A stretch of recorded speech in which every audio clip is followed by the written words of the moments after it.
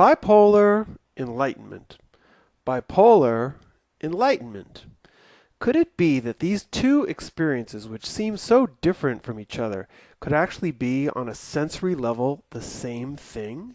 At first you may think this is impossible, but when you take a closer look, both experiences start with the same event, a collapse of the ego. Now, most people already know that bipolar disorder can have some pretty negative symptoms, like spending lots of money, having big mood swings, or even hallucinations and paranoia, which I talk about at length in other videos. But few people are aware that a bipolar manic episode can also include many symptoms that have been associated throughout history with glimpses of spiritual enlightenment. So, whether you're a Buddhist monk who gets there by meditating for 20 years, or you're a 19-year-old kid who gets hit by it in a shopping mall, both experiences will most likely involve aspects which are deeply spiritual in nature. And when I say spiritual, what I really mean is mystical. So now I'm going to take you through a series of sensory experiences which are common to both the person going through an experience of enlightenment and the person going through the type of acute psychosis which is commonly associated with bipolar 1. And to illustrate my point, I'll be using the work of my favorite artist, Salvador Dali, who I'm sure you would agree, if he were alive today, would be heavily medicated. The first thing that often happens in a bipolar manic crisis, and is also known to happen in different forms of enlightenment, such as a Kundalini awakening, is that you have this incredible surge of high energy. That's usually the first thing that hits you. As I described in detail in the first video of this series, the cause of this surge in energy is that there's an ego collapse and the soul is set free for the first time. Speaking personally, the deepest mystic experience that I had was the sense of oneness with everything. You lose the feeling of separation between your body and everything else, so that you feel that you are everything and everything is you. You feel as if you've accessed a deeper level of reality, and with that, there is a deeper level of understanding regarding who we are and what we're doing here on Earth. The experience is indescribable in terms of communicating in normal language, and as a result, the person in the experience may try and express themselves by using metaphors. A person's senses may also be heightened with improved vision, taste, smell, and hearing. They also have a heightened sensitivity towards other people. You can feel other people's vibe or read their thoughts in a way that you never could before. For many people, there's a sense of timelessness, with some people having the sensation that they can control time, stopping or starting time based on their own individual desire or concentration. There will often be an overwhelming sense of love coming out of you with an affection for other people and an appreciation for beauty, so that you may find yourself having expressions of love for even plants or animals.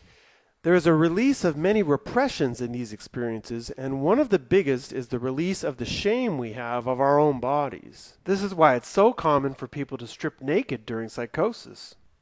And with all of this happening, there's just an overwhelming feeling of sacredness to everything, as if you're in the most magnificent church or temple in the world. Everything around you seems to be touched by God. As Dr. John Weir Perry describes in the book The Far Side of Madness, you may feel that you're in a type of middle world, not quite heaven, not quite earth, a sort of purgatory or bardo in which all of these experiences are happening. And very often in this middle world, you'll feel that you're being tested by God in some way, and that maybe even people are coming to you not as they appear, as in their earthly name, but as some sort of characters that are there to test you. And a big part of this test will involve a confrontation with death.